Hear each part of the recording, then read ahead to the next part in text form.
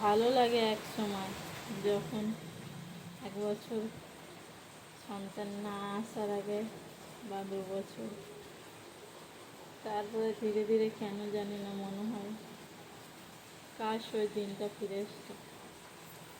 আর অপেক্ষা করে থাকি আমি সেই বুড়ো 70 বয়সে 80 বছরে দুজনে কীভাবে কাটাবো, সেই সময়টা চলে আসবে।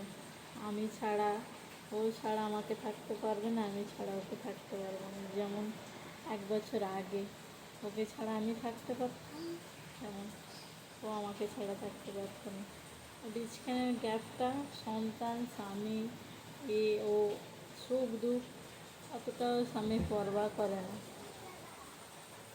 তখন মনে হয় ধীরে ধীরে যেন ওকে অন্যজন পছন্দ হয়ে গেছে। কিন্তু শরীরের ক্লান্তি, অসুস্থতি চেপে চেপে ধরবে, সেই সময়টা 60 বছরে আমি ইন্তজার করছি।